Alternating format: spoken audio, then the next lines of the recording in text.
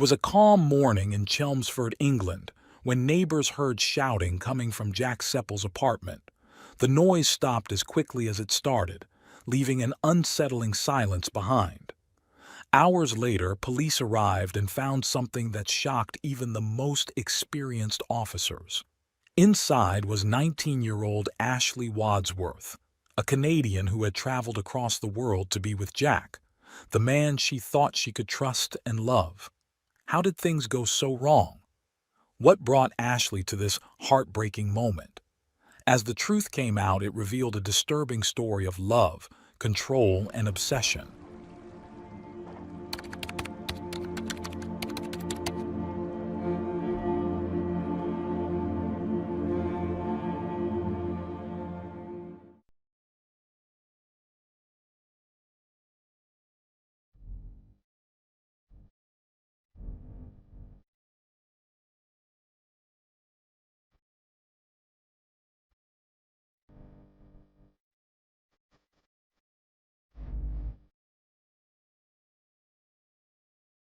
Ashley Wadsworth, born on July 25, 2002, in Vernon, British Columbia, Canada, grew up as the younger daughter of Kenneth and Christy.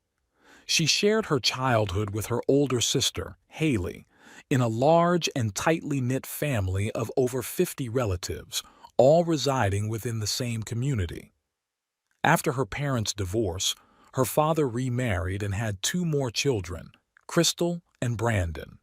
Despite these changes, Ashley's connection to her family remained strong, especially with her niece, Paisley, Haley's daughter, whom she cherished deeply. Ashley was known for her vibrant personality. She was outgoing, friendly, and widely loved by friends and family alike. She enjoyed outdoor activities like swimming, horseback riding, and skiing, while also participating in tennis and playing the clarinet. Additionally, she was active on social media, where she frequently shared memes, jokes, and pictures. It was through these platforms that she met Jack Seppel, a boy from Essex, England. Their virtual friendship began in 2015 when Ashley was 12 and Jack was 15. Jack, born on January 9, 1999, had a complex family background. He lived with his mother, Tracy Dalton, and stepfather Ricky, while his relationship with his late father was strained. Jack's family ties were minimal, as he didn't have contact with his brother Jordan, though he remained close to his sister Nadia. Known for his charming yet troubled personality, Jack was described as both humorous and unpredictable. His challenges at school and occasional aggressive behavior were noted by acquaintances. Ashley and Jack were introduced by a mutual friend online. Despite the distance, they quickly bonded over shared interests and spent hours chatting. Using her family's computer, Ashley kept the friendship open to her relatives who were aware of their connection. Over time, their relationship evolved, transitioning from text-based chats to video calls. Jack became a familiar presence in Ashley's life, often sending her gifts, including clothes, teddy bears, and money. Their bond deepened, but Jack's obsessive behavior raised concerns among Ashley's loved ones. During arguments, Ashley would block him, only for Jack to find ways to contact her through new accounts or mutual friends. In one instance, Jack tattooed Ashley's name on his arm, an act her parents deemed excessive. His jealousy and controlling tendencies surfaced as he monitored Ashley's interactions with others, despite maintaining his own relationships with different girls. Ashley, however, remained captivated by Jack. By 2018, at the age of 16, she expressed a desire to meet him in person. Her family, wary of her safety, did not allow her to travel alone overseas. Despite frequent fights and Jack's troubling actions, the pair continued to reconcile. As Ashley entered her late teens, she began saving money from her jobs at fast food restaurants and department stores. Her dream of meeting Jack grew stronger, and with her new financial independence, she purchased a tablet to maintain her privacy online. By November 12, 2021, Ashley, now 19, decided to fulfill her long-held dream. She traveled to the United Kingdom on a 6-month tourist visa to meet Jack for the first time and celebrate her birthday with him. It was her first international trip, marking a milestone in her life. Despite concerns from her family and friends, Ashley's determination and excitement defined her bold choice to embark on this journey. According to those close to her, Ashley traveled to the United Kingdom with hopes of exploring the possibility of living with Jack and perhaps continuing her education there. The two met in person for the first time on November 13, 2021, at London Gatwick Airport. Excited about the encounter, Ashley updated her profile picture that same day to one featuring the pair together. At 22 years old, Jack looked significantly older than Ashley, who was a cheerful and youthful 19. His heavily tattooed appearance, including ink on his face, starkly contrasted with her light-hearted demeanor. Ashley stayed with Jack in his home during her visit. He lived alone in a small apartment within a public housing complex in northwest Chelmsford. While the area had a questionable reputation, the couple spent time exploring more pleasant parts of the city. Initially, Jack appeared to be the loving and attentive partner Ashley had known online. He showered her with compliments and happily posed for romantic selfies. However, he also displayed volatility, which occasionally escalated into cruel behavior. During their time together, Ashley and Jack were inseparable. Since she was on a tourist visa, Ashley couldn't work, and Jack, who was unemployed, relied on social assistance and occasional help from his mother, Tracy, who lived nearby. Ashley frequently updated her social media with photos and cheerful captions, showing the couple enjoying their time together. They even adopted a puppy named Winston, adding another layer of apparent happiness to their life. However, as weeks passed, Jack's behavior began to shift. He became reclusive, preferring to stay home smoking cannabis and playing video games rather than going out. This left Ashley, an outdoor enthusiast, feeling confined. Jack's controlling tendencies also grew. He discouraged her from speaking to neighbors and restricted her activities. Before her trip, Ashley had been put in touch with American missionaries by a friend from her church. Despite her interest in meeting them, Jack forbade her from attending church services. Determined, Ashley maintained secret contact with the missionaries through text messages, deleting conversations to keep them hidden. The missionaries quickly noticed Jack's controlling and possibly abusive behavior. When Ashley confided in them, she admitted knowing she deserved better, but claimed her main goal was to make Jack happy. The abuse extended beyond emotional control. About 6 weeks after Ashley's arrival, Jack texted his mother, admitting he had struck Ashley in a jealous rage after discovering that she had blocked 2 British numbers years earlier. Publicly, Ashley continued to present a picture of happiness online, but she secretly documented her bruises on a private account. She confided in her sister Haley, but threatened to cut ties if Haley told their mother, fearing her family would despise Jack.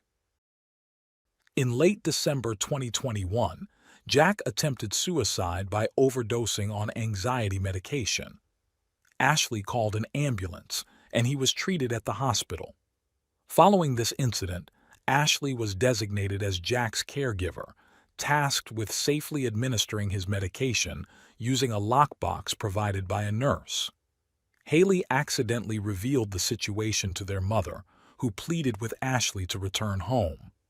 Ashley, however, insisted that Jack would improve. In early January 2022, another violent incident occurred. Jack smashed a beer glass over Ashley's head.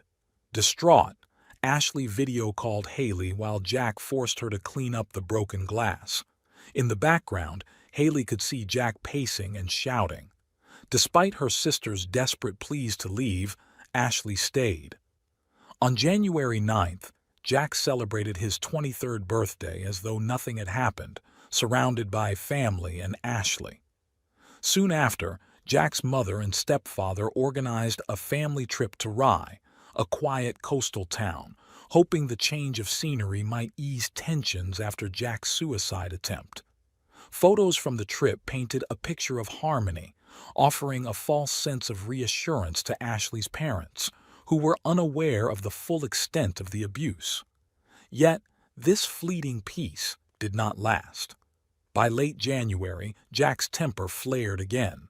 During another argument, he physically assaulted Ashley, throwing a candle and a television remote at her while she was on a video call with Haley. Once again, Haley begged Ashley to come home. Initially, Ashley agreed but soon changed her mind, holding on to the belief that somewhere inside Jack's violent persona was the charming boy she had known for so many years. Ashley prayed that time, medication, or her love could heal Jack. Based on conversations with her mother, it seemed Jack had some awareness of the toxic cycle he had created. He would accuse Ashley of disloyalty, lash out at her, and later apologize profusely. Despite his occasional guilt, it wasn't enough to prevent the devastating events that were about to unfold.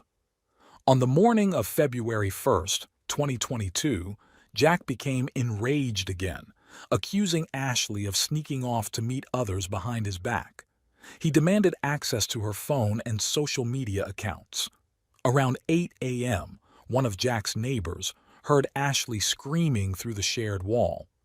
Moments later, Ashley appeared at her door, barefoot, crying, and bleeding from a cut on her hand.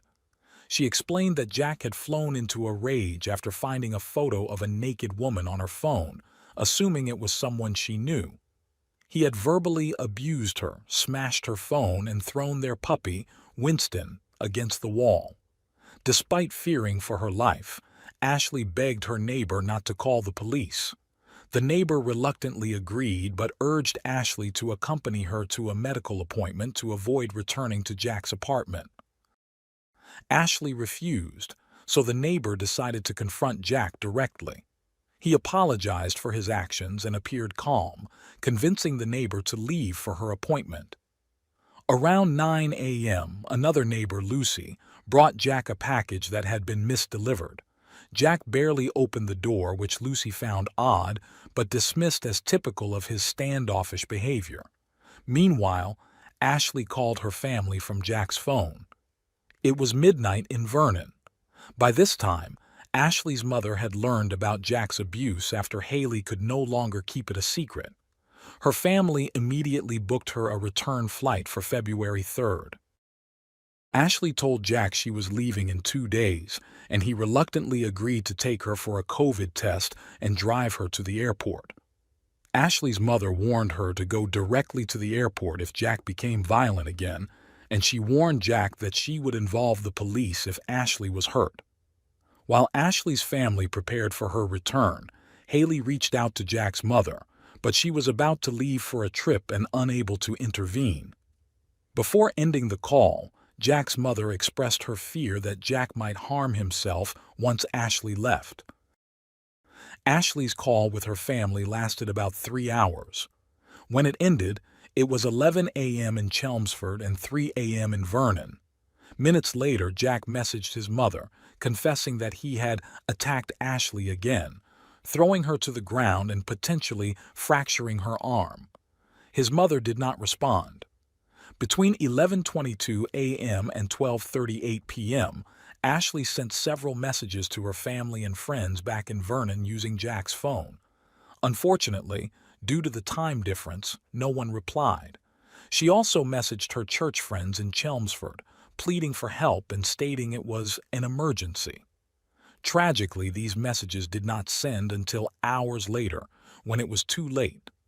Sometime between 12:38 and 12:45 p.m., Jack strangled Ashley until she stopped breathing. He then retrieved a knife from the kitchen and stabbed her over 90 times in the chest and abdomen. After killing Ashley in such a brutal manner, Jack carried on with his day, even playing video games. He changed his profile picture to one of him and Ashley, captioned, "Always Mine." He also recorded a video message addressed to Haley, in which he expressed love for Ashley and apologized, claiming he couldn't let her go and that his mind wasn't functioning properly. In the video, Ashley's lifeless body was visible beside him. Jack never sent the video but inflicted superficial wounds on his chest, likely to fabricate a self-defense narrative. Meanwhile, Ashley's family woke up in Vernon to find a series of desperate messages from her. Concerned, they contacted a friend of Ashley's in Chelmsford. He went to Jack's apartment. After receiving no response at the door, he called the police and left. It was around 4 p.m. At the same time, Ashley's best friend in Vernon noticed her social media account was active and messaged her in panic. However, it was Jack who responded, pretending to be Ashley.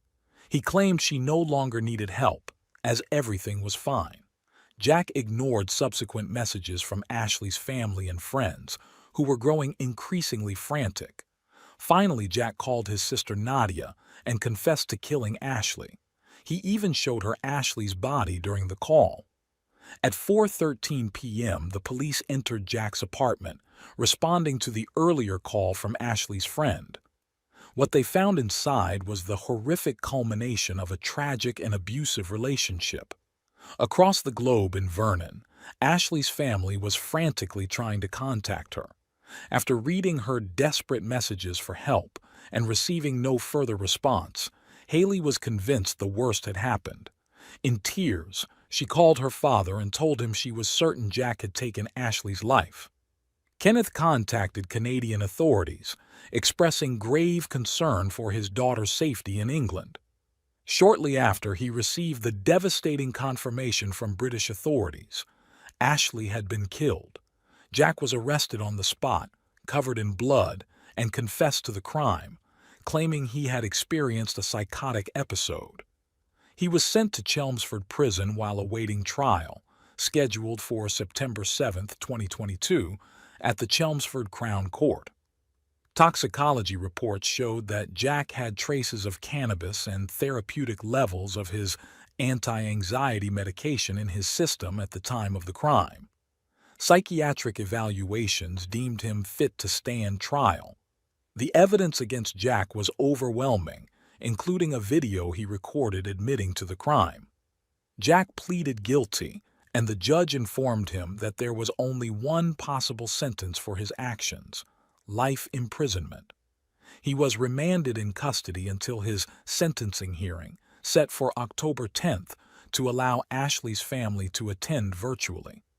However, her parents chose to travel to Essex to be present in person. During the hearing, the prosecutor detailed Jack's criminal history, shocking Ashley's parents as they learned the truth about the man who had taken their daughter's life. Jack's criminal record dated back to 2014 when, at age 15, he took explicit photos of a girl he had met online. After the girl ended their relationship, Jack hacked her social media accounts and published the images, leading to a restraining order. Just a month later, Jack violated the order by continuing to contact her online. In the same year, Jack physically assaulted his mother during an argument about his Xbox, pushing her to the floor and tearing a door off its hinges. By March, he had breached the restraining order again, sending the victim another social media request. When the order expired in 2017, Jack contacted the girl within 6 minutes, using similar coercive tactics as he later used with Ashley. In one message, he told her she could never get rid of him, even if it meant he went to prison. In 2018, Jack's behavior escalated. He served time in a juvenile detention center after cutting his arm and damaging a door when his mother called paramedics. A restraining order was issued to protect his mother, but Jack breached it later that year. In September, he broke into an assisted living facility and received a 21-day prison sentence. By 2020, Jack was accused of false imprisonment, assault, and coercive behavior after locking a woman in his home. Although charges were dropped due to the victim's absence at trial, a restraining order was imposed. Later that year, Another relationship ended when Jack became violent and controlling, choking the woman and locking her in his home. She managed to escape, but no charges were filed. Ashley's parents were horrified to learn of Jack's violent past.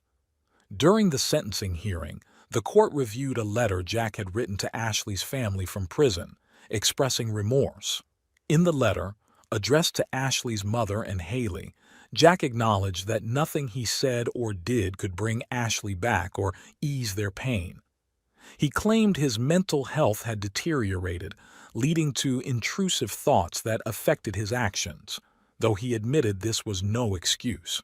Considering Jack's extensive history of violence and his guilty plea, the judge sentenced him to life imprisonment with the possibility of parole after 23 years.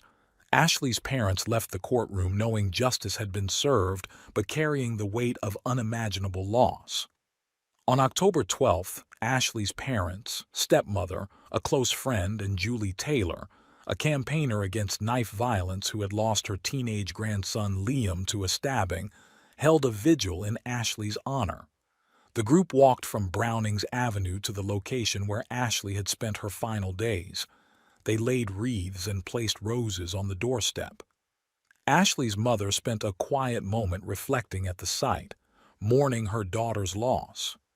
Neighbors, some of whom had attended Jack's sentencing, came out to support the family. Ashley's remains were repatriated to Canada with the help of hundreds of donations raised through a crowdfunding campaign organized by her family. Her funeral was held on February 23, 2022. The ceremony was live-streamed, allowing more people to participate. Funds remaining after covering funeral costs were donated to a scholarship foundation and a domestic violence support organization. During the service, those who spoke remembered Ashley as a vibrant, adventurous soul with a deep love for nature and an infectious sense of humor. A year after the tragedy, Haley, Ashley's sister, shared in an interview that she believed Ashley sent them signs from above. The family noticed doors opening and closing on their own, and lights flickering without explanation. After the trial, Ashley's father raised concerns about the lack of accessible information about Jack's past. Despite searching his name online before Ashley's trip, the family found nothing alarming. He questioned when the right to privacy should be revoked for someone with a repeated history of violence. In the UK, there is a domestic abuse disclosure scheme known as Clare's Law, named after a victim who was killed by a partner with a history of stalking and threats. The law allows individuals to request information about a person's criminal past and grants police the authority to disclose such information proactively. However, the process can be slow, and disclosure is not guaranteed. Ashley's mother lamented not knowing about this policy, believing she could have submitted a request to British authorities before her daughter's trip. Domestic abuse is a global issue affecting women of all ages, social classes, and backgrounds. According to the UK organization Women's Aid, a woman in England and Wales is killed by a male partner or ex-partner every 4 days, on average. Despite the warning signs that emerged even during Ashley and Jack's virtual relationship, she chose to ignore them and travel to meet him. It's natural to wonder why someone like Ashley would overlook these red flags. Women's Aid explains that many victims remain in abusive relationships for a variety of reasons, often hoping that their partner's apologies and promises to change will hold true. Abuse often begins once a relationship is firmly established, making it difficult for the victim to leave. For Ashley, despite everything, she believed Jack had a good heart. Deep down, she thought her love could help him change. Tragically, by the time she realized she was wrong and decided to distance herself, it was too late.